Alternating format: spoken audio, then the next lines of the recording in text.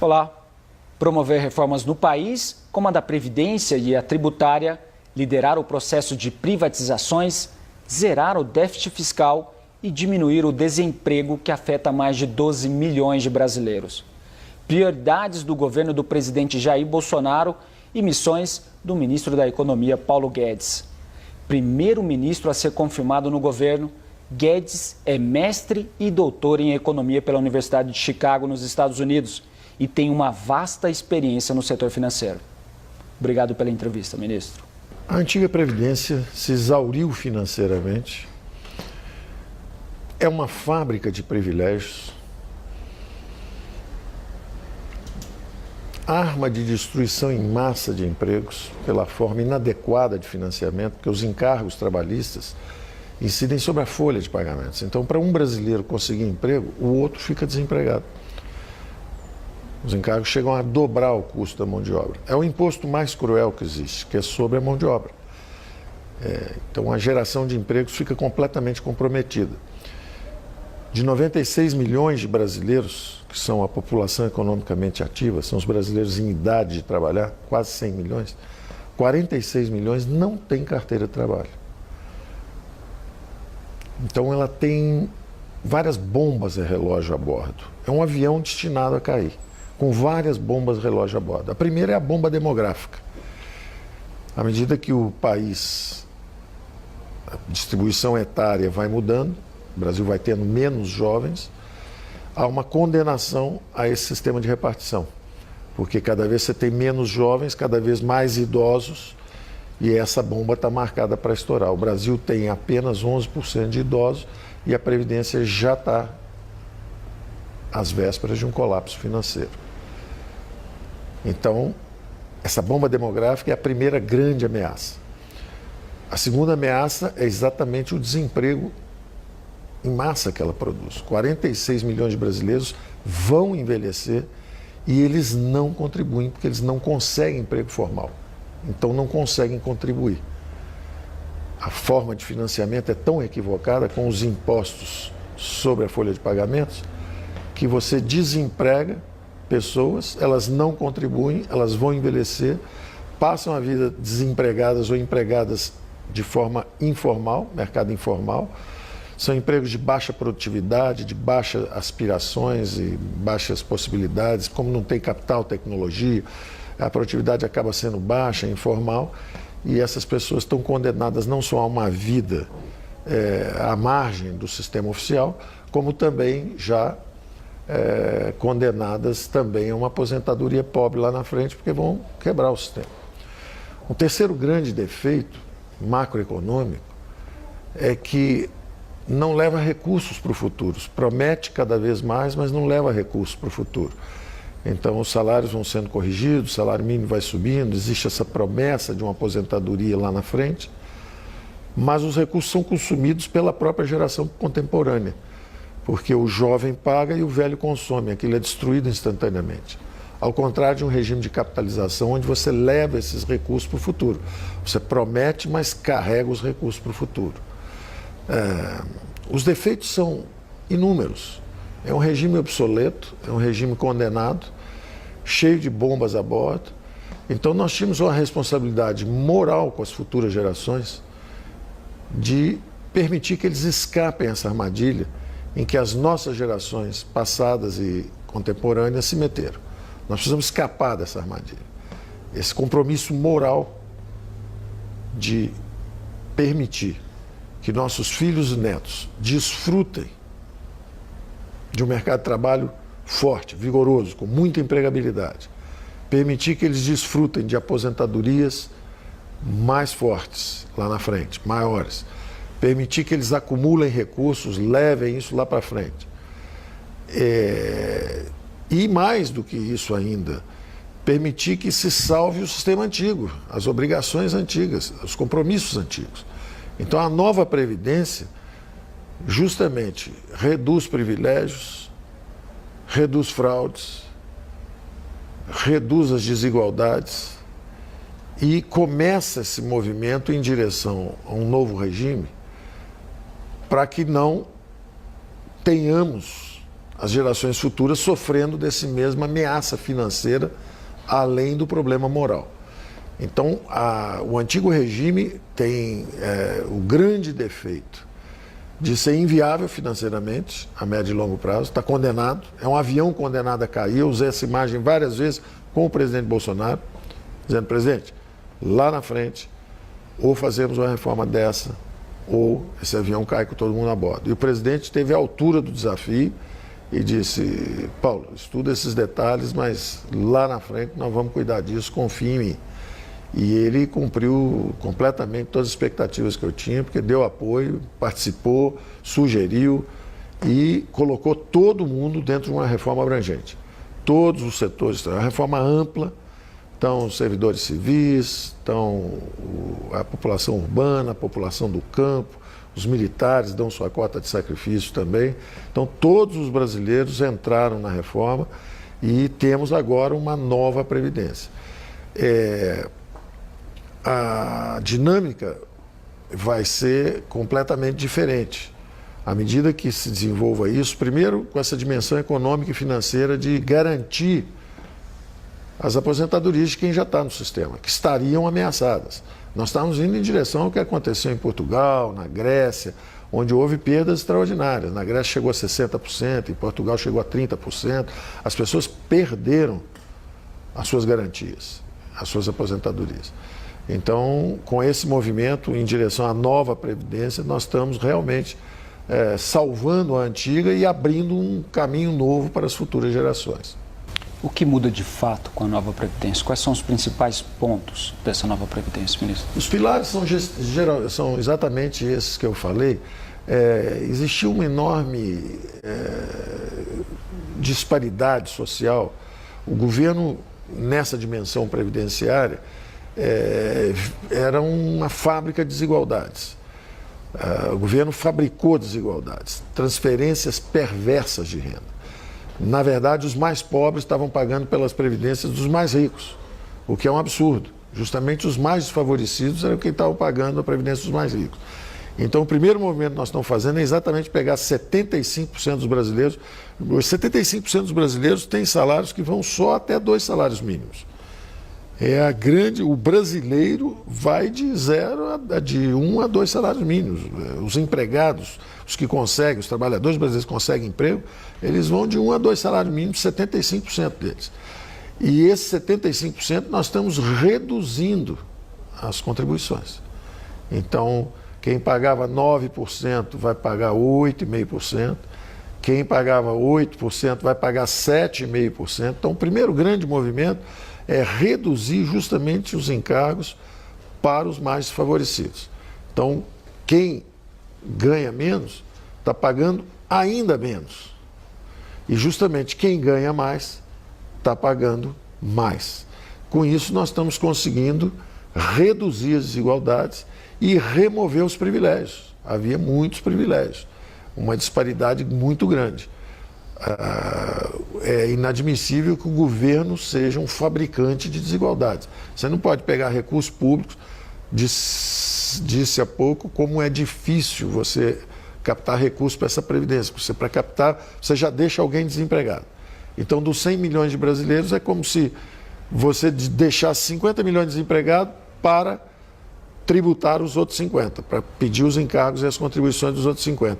Só que desses 50, justamente em cima de 75%, é que você capta mais e transfere para 17%. 17% dos brasileiros, justamente os que estão melhor na escala de renda, ficavam com 41% dos benefícios. Então, não só essa disparidade persiste a vida toda, mas o governo ainda na hora da aposentadoria ainda continua fabricando essas desigualdades. Então, o primeiro aspecto a ser atacado foi esse. Depois todos começaram a contribuir também. Todo mundo está contribuindo. Os detalhes técnicos são mais de 80 questões específicas para serem respondidas, mas eu diria que os grandes pilares são esses. Primeiro, é a ideia da equidade, a ideia de reduzir as desigualdades, remover os privilégios. Depois, a ideia de separar o que é previdência do que é assistência social. Uma coisa é alguém que trabalha a vida inteira, está contribuindo para a Previdência e esse tem uma aposentadoria. Outra coisa é alguém que por uma deficiência física ou incapacitação cognitiva, qualquer problema, receba a assistência social. São duas coisas diferentes. Então, elas são tratadas também diferentemente. De forma que, pelo menos, a sociedade tenha transparentemente o que ela está fazendo. Qual é a parte que é a Previdência e qual é a parte que é a assistência social. Isso naturalmente vai ser debatido. Nós tentamos até antecipar um pouco, é o que nós chamamos da dimensão fásica da reforma. Nós tentamos antecipar um pouco, se alguém tem algum problema, nós tentamos antecipar até um pouco o período em que a pessoa recebe essa ajuda e para de trabalhar porque teve algum problema. E pedimos também que ficasse um pouco mais de tempo no mercado de trabalho, no mercado de trabalho antes de se aposentar, mas aparentemente governadores, prefeitos, está todo mundo examinando isso aí. Pode ser que queiram mexer numa dimensão ou noutra, mas está muito claro para nós que existe uma diferença entre assistência social e previdência. Então, nós fizemos a reforma na Previdência. Sistema social, assistência social está lá separada orçamentariamente, está sendo tratada também, mas são duas dimensões diferentes. Os direitos dos brasileiros serão garantidos? Nenhum dos direitos foi atingido, nenhum dos direitos. Quer dizer, todos os direitos foram preservados. O salário mínimo, as férias, toda a legislação que está aí, está aí. Ninguém mexeu na legislação trabalhista. O que muda para quem já se aposentou e quais privilégios serão cortados, ministro? Para quem se aposentou, não muda. Todo o movimento vai ter uma transição. A transição que nós pedimos está em 12 anos, de forma que isso é tudo muito gradual, é lá para frente. Quem está aposentado não é atingido em absolutamente nada. Absolutamente nada. Quem está aposentado, está aposentado. Quem vai se aposentar em 2 anos também não é atingido, porque daqui a 2 anos não aconteceu nada. Você precisa, a cada 2 anos, sobem 6 meses, então é tudo muito gradual. Se você está há 2 anos da aposentadoria, não acontece nada. Se você está há 4, 5 anos, aí sim você aumenta um pouquinho o período que vai ser exigido. Você está fazendo uma marcha em direção a períodos mais longos. Isso não só tem uma explicação biológica, que nós estamos vivendo mais, mas isso também tem outras explicações importantes. A primeira é justamente a ideia de que os mais pobres já se aposentam mais tarde. Quem está usufruindo da aposentadoria precoce são justamente as classes mais favorecidas. Elas conseguem contribuir seguidamente, 10, 15, 20 anos, acabam se aposentando antes. Quando você passa a idade para 65 anos, as classes mais pobres, os indivíduos mais pobres, os desfavorecidos, já estão se aposentando com 65 anos, porque não tiveram tempo suficiente de contribuição. De forma que quando a gente pega os homens e leva de 60 para 65, nós estamos atingindo justamente, mantendo mais tempo na força de trabalho, os mais favorecidos. Eles é que estão sendo atingidos, são justamente os que eram privilegiados por aposentadorias precoces, é que estão ficando mais tempo. E da mesma forma, isso foi bem abrangente. Então, os homens estão subindo, as mulheres também subiram a idade, os militares estão subindo a idade também, estão tendo que ficar mais tempo, quer dizer, isso foi pedido para todos. Agora, curiosamente, isso está atingindo justamente os mais privilegiados e não os menos, os favorecidos. Ministro, quanto se pretende economizar com essa proposta e em quanto tempo? Olha, a proposta em 10 anos está calibrada, se for aprovada como está, para 1,2 trilhões, 1 trilhão e 200 bilhões. É 1 trilhão, 150, 160, uma coisa assim. Isso em quanto tempo? Em 10 anos. Em 10 anos, os próximos 10 anos. Naturalmente, se começarem a esvaziar, eu acredito, e tive as primeiras conversas nossas, foram extraordinariamente encorajadoras. O Congresso parece bastante maduro no aspecto da discussão sobre a necessidade da nova Previdência. porque as palavras do presidente da Câmara de Deputados, o senhor Rodrigo Maia, foram extraordinariamente encorajadoras. Davi Alcolumbre, o presidente do Senado, também da mesma forma se mostrou completamente comprometido com as reformas. É uma ocasião única, eu estou assim, muito entusiasmado com o funcionamento das nossas instituições, porque isso está muito acima de partidos. Nós temos conversado com governadores, com prefeitos. Eu conversei com praticamente todos os governadores, conversei com dezenas de prefeitos, e eu sei que são milhares, mas estiveram conosco também os representantes da Frente Nacional de Prefeitos.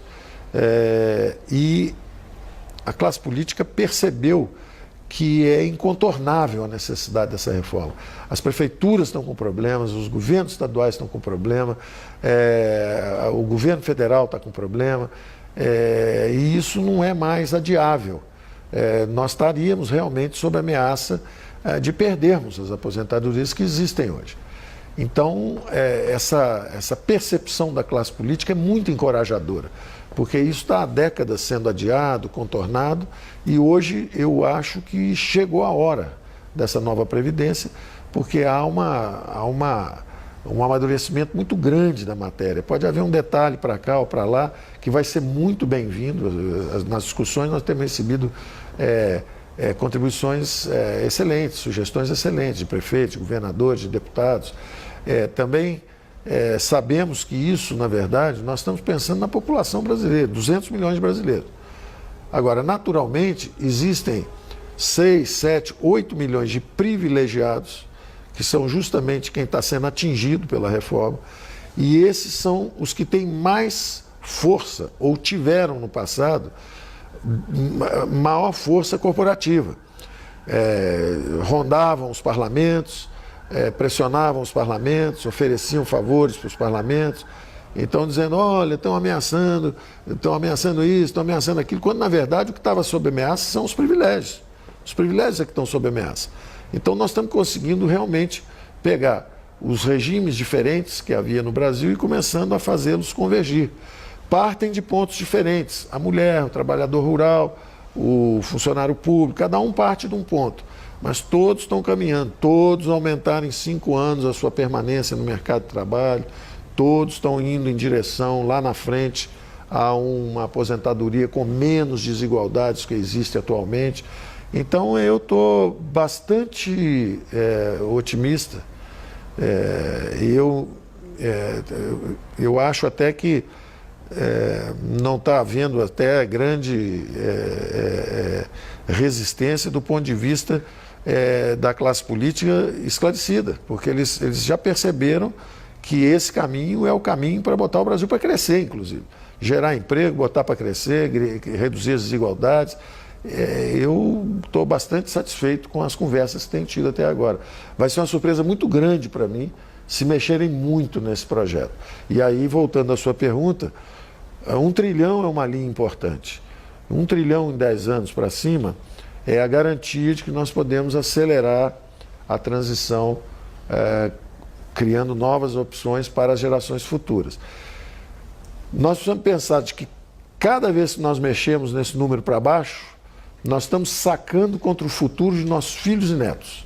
Então, se nós quisermos falar assim, olha, mas coitados das mulheres que poderiam ser um pouco menos e vamos baixar a idade das mulheres. Ok, baixem. Vocês estão sacrificando os filhos e netos dessas mulheres. Se perguntarem para essas mulheres como é que elas pensam a respeito, elas vão dizer, não, então eu prefiro ficar com essa idade que está aí, mas meus filhos e netos vão ter mais segurança lá na frente. Além de eu saber que eu vou receber minha aposentadoria direitinho. Então, eu acho que é muito importante isso. Passou a fase da demagogia, passou a fase de dizer que a reforma da Previdência era contra os mais pobres, porque não é verdade. Ela remove privilégios, ela reduz desigualdades e, mais do que tudo, ela visa garantir não só as aposentadorias existentes hoje, mas também o emprego e as aposentadorias das gerações futuras. Então é muito importante, a classe política parece ter amadurecido esse conceito, é muito importante ter em mente o seguinte, você quer alguma coisa para você, você é trabalhador rural, você é militar, você é civil, seja quem for você, o brasileiro, você quer alguma coisa para você, vá lá e saque contra o futuro dos seus filhos e netos. Reduza o número. Você está prejudicando seus filhos e netos naquele número. Se você conseguir reduzir em 100 bilhões, passou de 1 trilhão, 150 bilhões, para 1 trilhão e 50, você acaba de sacar 100 bilhões de filhos e netos lá na frente. Só para finalizar, ministro, o senhor estava falando sobre o papel do Legislativo nessa nova reforma. A proposta agora segue um longo rito de tramitação no Congresso Nacional. Qual a importância de se aprovar essa proposta logo, a curto prazo? Quanto mais rápido aprovarmos, mais rapidamente desaparecem as nuvens negras no horizonte fiscal brasileiro. Então, essa reforma está sendo falada há algum tempo, já alguns governos estão tentando fazer há 10, 15, 20 anos. E o buraco fiscal está lá. E a situação se agravando. E nós cada vez mais próximos de termos um problema dramático, como tiveram Portugal, como tiveram Grécia, esses países que demoraram a fazer a mudança. Curiosamente, todos esses países que fizeram a mudança, depois saíram crescendo. E as perspectivas melhoraram muito, os salários aumentaram, o desemprego reduziu-se dramaticamente. Então, isso é conhecido, é sabido, isso é uma nuvem negra que está no horizonte do futuro brasileiro. Então, quanto mais rápido aprovarmos em 2, 3 meses, o Brasil esse ano já começa com outras perspectivas, já começam ondas de investimento, os empregos já começam a retomar, que foi a sua primeira pergunta a respeito de desemprego lá na frente. São 12 milhões de brasileiros desempregados, 12 milhões são os que disseram que estão desempregados e não estão procurando emprego. Mas tem um grupo enorme, como eu disse antes, tem 46 milhões de brasileiros que não contribuem, porque eles estão nos mercados informais. Então, embora eles não estejam nessa estatística de desemprego aberto, a grande verdade é que são pessoas que estão trancadas numa bolha de baixas aspirações, baixos rendimentos, baixa produtividade, baixas aspirações na vida, que é lamentável. Na verdade, nós destravando esse horizonte fiscal, o capital começa a entrar, os investimentos começam a acontecer, as jovens gerações começam a acumular capital também, e quando você acumula capital, a produtividade do trabalho sobe, o salário sobe, o crescimento da economia sobe, é outro horizonte. O Brasil já foi um país que cresceu muito, que sabia e tinha uma dinâmica de acumulação. Nós perdemos essa dinâmica, mas nós temos capacidade de recuperar essa dinâmica de crescimento. Obrigado pela entrevista, ministro. Um prazer. E obrigado também a você por acompanhar a entrevista exclusiva com o ministro da Economia, Paulo Guedes. Até o nosso próximo encontro.